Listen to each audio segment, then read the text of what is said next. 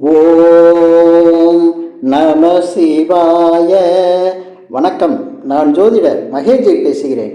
உங்களிடம் பணத்தை வர வைக்கும் மேஜிக்.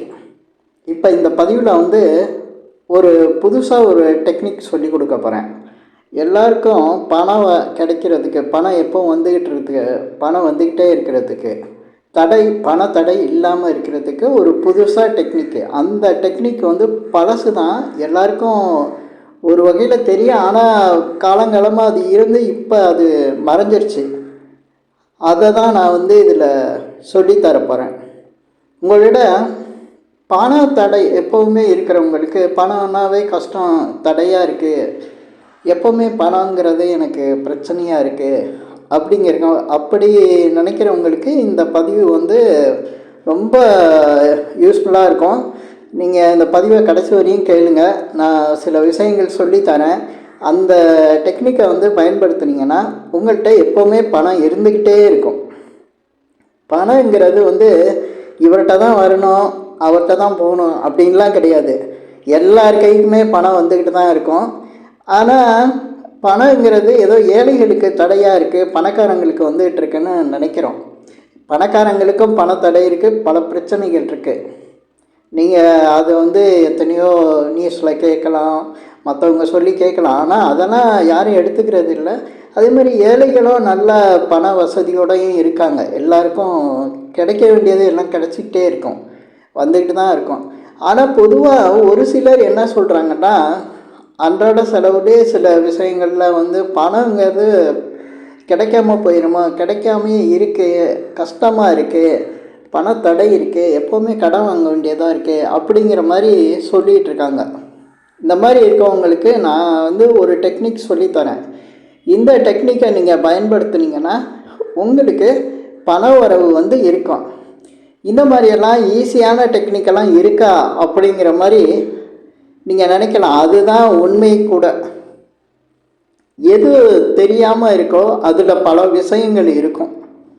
இப்போ இந்த பதிவில் நான் பணங்கிறது இப்போ நிறைய பேருக்கு என்ன நினைக்கிறாங்கன்னா, பணம்னா நிறைய முயற்சி பண்ணணும், நிறைய கஷ்டப்படணும், அதுக்காக நிறைய எஃபர்ட் பண்ணணும், அப்போ தான் பணம் கிடைக்கும் அப்படின்னு நினைக்கிறாங்க. அந்த முயற்சி பண்ணுறதுக்கு வாய்ப்பு கொடுக்கணுன்னா கூட நம்ம அந்த பணம் வரக்கூடிய அந்த அருகதைன்னு சொல்லுவாங்க, ஒருத்தங்களுக்கு கொடுப்பினைன்னு சொல்லுவாங்க. அந்த மாதிரி அருகதையோ அல்லது கொடுப்பினையோ இருந்தால் தான் அந்த பணம் வரும். அந்த கொடுப்பினையும் அருகதையும் நம்ம உருவாக்கிட்டோம்னா நம்மளுக்கு பல முயற்சிகள் தோணும், பல விஷயங்களை செய்ய தூண்டும். கரெக்டான விஷயத்த நம்ம செய்வோம், பணம் நம்ம கைக்கு கிடச்சிக்கிட்டே இருக்கும். எப்படியாவது ஏதோ ஒரு வழியில் பணம் கிடைக்கிற மாதிரி அந்த அமைப்பை உருவாக்கும். இப்போ நான் வீடியோவில் சில விஷயங்கள் பேசிட்டு தான் நான் அந்த டெக்னிக்கை சொல்கிறேன். ஏன்னா வீடியோ போடணுன்னா வீடியோ மாதிரி அந்த அளவு நான் இருக்கணும், அந்த வீடியோக்கான லென்த்து நான் பேசி ஆகணும். அதனால் கொஞ்சம் விஷயங்களை சொல்லி அந்த சொல்கிற விஷயம் எல்லாருக்கும் புரிகிற மாதிரி சொல்லி, அதுக்கப்புறம் அந்த டெக்னிக்கை நான் உங்களுக்கு சொல்லிட்டேன்னா உங்கள் மனசில் ரொம்ப பதிஞ்சிரும். அதனால தான் நான் கொஞ்சம் பேசி சொல்கிறது. அந்த விஷயத்தை எல்லோரும் புரிஞ்சுக்கணும். ஏன்னா ஒன்றுமே இல்லாமல் எடுத்தவொடனே நான் ஒரு விஷயத்த சொல்லி கொடுத்தேன்னா அது உங்களுக்கு தலையும் புரியாது, வாடும் புரியாது. என்ன சொன்னாங்க அவங்க, அதுக்கு அடுத்து ஃபோன் பண்ணி கேள்வி கேட்கணும். நான் பதிலெலாம் சொல்ல மாட்டேன். ஃபோன் ஜாதகம் பார்க்குறவங்களுக்கு மட்டும்தான் நான் ஃபோனில் பேசுவேன், மற்றவங்கள்ட்ட பேச முடியாது. ஏன்னா எனக்கு நேரம் இருக்காது, நான் வீடியோ போடுறதே எனக்கு நேரம் இல்லை. அதனால தான் லேட்டாக வீடியோ போட்டுட்ருக்கேன். இப்போ இந்த விஷயத்த சொல்கிறேன். பொதுவாக நம்ம ஜாதகத்தில் பணங்கிறது 2ஆம் இடங்க, தனஸ்தானம். இப்போ நான் ஒவ்வொரு லக்னத்துக்கும் நான் சொல்லிக்கிட்டு இருக்க முடியாது, பொதுவாக காமனாக சொல்கிறேன். அந்த விஷயந்தான் கரெக்டாகவே இருக்கும். இப்போ காலபுருஷ தத்துவப்படி பார்த்தோம்னா தனஸ்தானம் அப்படிங்கிறது ரிஷபராசி, மேஷம் தான் லக்னமாக வரும். அதுக்கடுத்து 2ஆம் இடம் ரிஷபம், அதுதான் தனஸ்தானம். இந்த உலகத்துக்கு எங்கே ஜாதகம் பார்த்தாலும், எங்கே இந்த ஜோதிடத்தை பற்றி புரிஞ்சுக்கணுன்னாலும் ஒவ்வொரு இடத்துக்கும் இந்த 12 கட்டத்தில் ஒவ்வொரு இடத்துக்கும் ஒரு பவர் கொடுத்துருக்காங்க. இப்போ 2ஆம் இடம் தனஸ்தானம்னா 7ஆம் இடம் கடத்திர ஸ்தானம், இது மாதிரி 10ஆம் இடம் தொழில் ஸ்தானம், இந்த மாதிரி கொடுத்துருக்காங்கல்ல. இதில் வலிமையானது தனஸ்தானம். அந்த வலிமையான இடம் தனஸ்தானத்தை தான் நம்ம ஆக்டிவேஷன் பண்ணோம். அது எப்படி ஆக்டிவேஷன் பண்ணுறது? அது ஆக்டிவேஷன் பண்ணிட்டா பணம் வந்துருமானா 100% வருங்க. அதை ஆக்டிவேஷன் பண்ணால் தான் வரும். ஆனால் அது பண்ணுறது ஏதோ பெரிய மாயஜால வித்தையெல்லாம் கிடையாது. அது ரொம்ப ஈஸி. நீங்களே செஞ்சிட்டாலாம் அது ஒரு மேஜிக்கலாக உங்களுக்கு நடக்க ஆரம்பிச்சிடும். ஏன்னா இந்த தனஸ்தானத்தை எப்படி இயக்கிறது, அதை இயக்கிட்டால் பணம் வந்துடும் அப்படிங்கிற விஷயத்தை தான் நான் இந்த பதிவில் சொல்லியிருக்கேன். தனஸ்தானம் இப்போ நம்ம வந்து அந்த 2ஆம் இடத்தை வந்து குடும்பஸ்தானம், அதே போல் வாக்குஸ்தானம்லாம் சொல்கிறோம். அது வந்து தனஸ்தானம். அதே போல் கிரகங்களில் பார்த்திங்கன்னா பணத்தை கொடுக்கறது வந்து பார்த்திங்கன்னா சுக்கிரனையும் ராகுவையும் அடிச்சிக்க முடியாது. ராகு வந்து திடீர்னு யோகத்தை கொடுத்துருவார். நினைக்க முடியாத அளவுக்கு வந்து பண வரவை கொடுப்பாரு. நிறைய பேருக்கு ராகு திசை வரும்போது எக்கு தப்பா பணம் கிடச்சி ஓகோன்னு வந்திருப்பாங்க. ஒரு சிலருக்கு ஜாதக அமைப்பு சரியில்லாமல் இருக்கவங்களுக்கு தான் அந்த கஷ்டம் இருந்திருக்கான். அது 90% வந்து ராகு வந்து பெரிய பணக்காரங்களெல்லாம் உருவாக்கிடுவார் அவருடைய திசையில். எப்படியும் லட்சம் கோடின்னு எல்லாம் பார்க்குறதெல்லாம் வந்து ராகு திசையில் தான். அதனால ராகு, இன்னொரு கிரகம் சுக்கிரன், இது ரெண்டுமே தனஸ்தானத்தில் சம்பந்தப்படும். சுக்கிரன் தான் அதிபதி அந்த ரிஷபத்துக்கு, 2ஆம் வீட்டுக்கு சுக்கிரன் அதிபதி.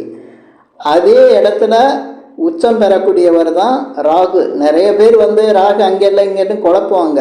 அதெல்லாம் கிடையாது. ராகுன்னா அந்த 2ஆம் இடம் தான். ஏன் அப்படின்னா ராகு வந்து எப்போவுமே வந்து வாய் தான், அது பாம்பு தானே, அதோட தலை அங்கே தான் இருக்கும், வாய் அங்கே தானே இருக்கும், தலையில் தானே வாய் இருக்கும்.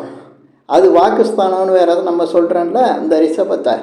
அதனால் அங்கே தான் ராகு வந்து உச்சம் பெறுவார். ஏன்னா கேது வந்து விருச்சிகத்தில் உச்சம் பெறுவார். ஏன்னா அது வந்து 8ஆம் இடம், அதுக்கு நேர் எதிராக வரும். இந்த இடத்துல தான் ராகு உச்சம் பெறுவார். இந்த ரெண்டையும் நம்ம இயக்க தெரிஞ்சிட்டோம்னா எப்போவுமே பணம் வந்துக்கிட்டு இருக்குங்க. உங்களுக்கு தோணாத ஐடியாலாம் தோணும், அதெல்லாம் பணத்தை கொடுத்துக்கிட்டே இருக்கும். நீங்கள் என்ன செஞ்சாலும் உங்களுக்கு பணத்தை கொடுக்கறதுக்கு அந்த 2 இடத்தையும் உங்களுக்கு இயக்க தெரியணும். அது ரெண்டையும் எப்படி இயக்கிறது அப்படின்னு தான் நம்ம இப்போ இந்த பதிவில் நான் சொல்லித்தரேன். இப்போ இந்த தனஸ்தானத்தை இயக்கணும்னா அது என்னென்னா, அந்த 2ஆம் இடங்கிறது வந்து வாயை சொல்லக்கூடியது. வாய் தான் வந்து 2ஆம் இடம். அதனால தான் அதுக்கு வாக்குஸ்தானம்னு கூட பேர். அப்போ அதை இயக்கணும்னா, இப்போ வாயை இயக்கிறதுனா யாருக்குமே வந்து ஏதோ நான் பெருசாக சொல்ல போகிறேன்னு நினைப்பாங்க. ஒன்றும் இல்லை, எப்போவுமே சாப்பிட்டுக்கிட்டு இருக்கணும், எப்போவுமே பாடணும், பாட்டை பாடலாம், ஏதோ ஒன்று செய்யலாம், பாடலாம், பேசிக்கிட்டே இருக்கலாம். அதே போல் பார்த்திங்கன்னா அது அந்த சாப்பிட்றது ஸ்வீட்டாக சாப்பிட்றது, ஸ்வீட்டு பிடிக்கலைன்னா ஏதோ ஒன்று சாப்பிட்டுக்கிட்டே இருக்கிறது. ஏன்னா அந்த 2ஆம் இடத்துக்கு பார்த்திங்கன்னா சிம்பிளாக வர்றது வந்து மாடு தான் வரும். அங்கே வந்து ரிஷபத்துக்கு மாடு தான் போட்டுருப்பாங்க. மாடு எப்போவுமே அசை போட்டுக்கிட்டே இருக்கும். அதுபோல் அந்த 2ஆம் இடத்தை இயக்கிறதுனா எப்பயும் ஏதோ சாப்பிட்டுக்கிட்டே இருக்கணும். இப்போ ராகுக்கும் பார்த்திங்கன்னா அங்கே தான் வாய் சாப்பிட்டுக்கிட்டே இருக்கும். அந்த உணவு எடுத்துக்கிற விஷயத்தில் ராகுக்கு வந்து ரொம்ப அதீதமான ஆர்வம் இருக்கும். அதனால் எப்போவுமே ஏதாவது ஒன்று ஸ்நாக்ஸை சாப்பிட்றது, ஸ்வீட் சாப்பிட்றது, ஏதாவது ஒன்று அடிக்கடி. அதுக்காண்டி 24 hours நான் சாப்பிட சொல்ல. சில பேர் வந்து அதிக நேரம் சாப்பிடாமையே இருப்பாங்க, ரொம்ப எதுவுமே சாப்பிட்றதில்ல, அந்த 3 வேளை சாப்பாடு மட்டும் சாப்பிடுவாங்க. அவங்கள்ட்ட வறுமை தான் வரும். இது மாதிரி இல்லாமல் நீங்கள் வந்து எப்போவும் ஏதாவது சாப்பிட்டுக்கிட்டே இருக்க மாதிரி, ஸ்நாக்ஸை சாப்பிட்ற மாதிரி அதிக நேரம் சாப்பிட்டு, இதை நீங்கள் ரொம்ப கவனிச்சிங்கன்னா தெரியும். இது வந்து மார்வாடியெல்லாம் வந்து எப்போவுமே பாருங்கள் ஸ்வீட் அதிகமாக சாப்பிடுவாங்க. அவங்க நீங்கள் வடநாடு சைடு ட்ரெயினில் போயிட பாருங்கள், இங்கேருந்து போகிறவங்களோட அவங்க ஸ்நாக்ஸ் ஐட்டம் அதிகமாக வச்சுருப்பாங்க. பெரிய பணக்காரங்களாக இருப்பாங்க. அது ஏசியில் போகிறவங்களுக்கு, ஏசி பெட்டியில் போகிறவங்களுக்கு இது நல்லா தெரியும். நார்மலில் அவங்க வரமாட்டாங்க, அதனால் தெரியாது. நீங்கள் நார்மலாக வீடுகளில் பார்த்தாலும் பார்த்தீங்கன்னா ஸ்வீட் கடை, அவங்க ஸ்வீட்லாம் அதிகம் சாப்பிடுவாங்க, ஸ்நாக்ஸ் அதிகமாக சாப்பிடுவாங்க. ஏன்னா பணம் சேர்ந்துக்கிட்டே இருக்கும். இந்த 2ஆம் இடம் சுக்கிரன்கிறது தான் மகாலட்சுமி. அந்த மகாலட்சுமியை அவங்க வந்து இயக்கிக்கிட்டே இருப்பாங்க, ஆக்டிவேஷன் கொடுத்துக்கிட்டே இருப்பாங்க. பெரும்பாலும் அந்த 2ஆம் இடங்கிறது வாக்குஸ்தானம் சொல்கிறோம்ல, அதனால தான் வாயுள்ள பிள்ளை பொழைச்சிக்கும் அப்படின்னு சொல்லுவாங்க. வாயுள்ள பிள்ளை பொழைச்சிக்கோங்கிற அந்த இது வந்து நிறைய பேர் வேறு மாதிரி அர்த்தம் எடுக்கிறாங்க. ஏதோ அவன் வந்து சாமர்த்தியமாக பேசி பொழைச்சிக்குவான்னு நினைக்கிறாங்க.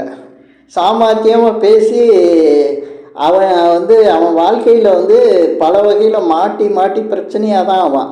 வாயுள்ள பிள்ளை பொழைச்சிக்குன்னா அதோட உண்மையான அர்த்தம் வந்து அவன் வந்து ஏதாவது சாப்பிட்டுட்டே இருப்பான். ஏதாவது எப்போவும் ஏதாவது ஸ்நாக்ஸை சாப்பிட்றது, ஏதோ சாப்பாடு சாப்பிட்றது.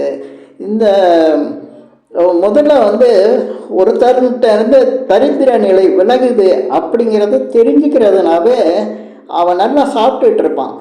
நல்ல சாப்பாடு கிடைக்கும், நேரத்துக்கு கிடைக்கும், மற்ற நேரங்கள்லேயும் சாப்பிட்டுட்டு இருப்பான். அப்போயே அவன்கிட்ட வந்து தரித்திரம் விலகி இருக்கும், நல்லா சாப்பிடுவாங்க. அந்த மாதிரி சாப்பிட சாப்பிட அவங்களுக்கு செல்வ செழிப்பு உண்டாகும்.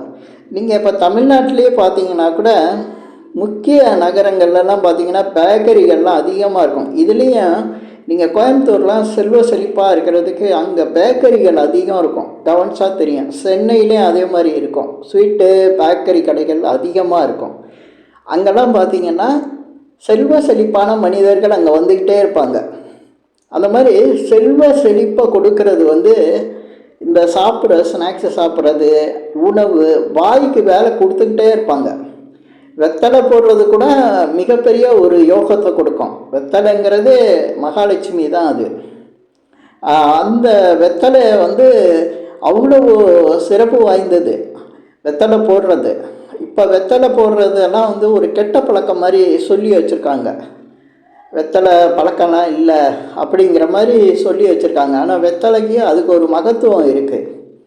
வெத்தலை தொடுறதே ஒரு அதிர்ஷ்டம். அப்போ வெத்தலை விற்கிறவங்கெல்லாம் கோடீஸ்வரங்களான்னு கேட்டுறாதீங்க. விதண்டாவாதம் பேசுகிறதுனா எப்படி வேணாலும் பேசலாம். ஆனால் நான் சொல்கிற இந்த விஷயங்கள்லாம் வந்து 100% பலன் கொடுக்கக்கூடிய விஷயங்கள். இதுதான் பணத்தை வந்து வர வைக்கும். நீங்கள் பணத்தை சேர்க்குறேன், செலவு பண்ணாமல் இருக்கணும், டயட்டில் இருக்கிறேன் அப்படின்னா பணம் குறையும். யார் யார் டயட்டில் இருக்காங்களோ அவங்கள்ட்ட வருமானமும் பாதிக்கப்படும்.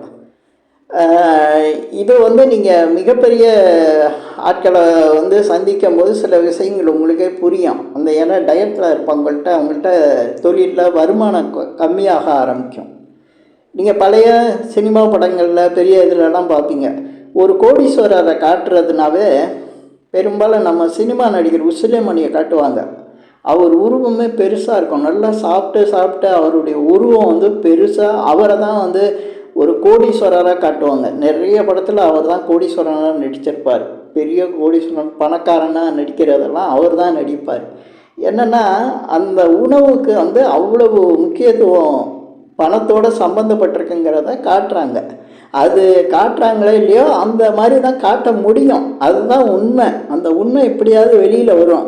அதை புரிஞ்சுக்கிற தன்மை தான் எல்லார்ட்டையும் கம்மியாக இருக்கும். அதனால் பணத்தை வர வைக்கிறதுனா நீங்கள் செய்ய வேண்டியது எப்போவுமே உங்கள் வாய்க்கு வேலை கொடுத்துக்கிட்டே இருக்கணும். நிறைய நல்ல உங்களுக்கு தேவையான நல்ல ஃபுட்டெல்லாம் சாப்பிட ஆரம்பிக்கணும். அப்போ சாப்பிட உங்களுடைய அந்த பண வரவு வந்து அதிகரிக்க ஆரம்பிச்சிடும். பணத்துக்காண்டி ரொம்ப கஷ்டப்பட வேண்டியதெல்லாம் இல்லை. சில சின்ன விஷயங்களே இருக்குது. அதில் ஒரு விஷயந்தான் நான் இந்த இதை சொல்லி கொடுத்துருக்கேன். இந்த மாதிரி பல விஷயங்கள் இருக்கும். அதில் ஒரு சில விஷயம் வந்து ரொம்ப சூப்பராக 100% வந்து வேலை செய்யும். நீங்கள் பல இதை நீங்களே ஆராய்ச்சி பண்ணி பார்த்தாலே தெரியும் இது எவ்வளோ கரெக்டாக இருக்குது அப்படின்ட்டு. இப்போ இந்த பதிவில் நான் சொன்ன விஷயங்கள் உங்களுக்கு பிடிச்சிருந்தா ஷேர் பண்ணுங்கள், லைக் பண்ணுங்கள். அதே போல் இந்த சேனலுக்கு சப்ஸ்கிரைப் பண்ணுங்கள். என்கிட்ட ஜாதகம் பார்க்கணுன்னா மட்டும் கீழே இருக்க என் நம்பருக்கு கால் பண்ணுங்கள். நன்றி, வணக்கம்.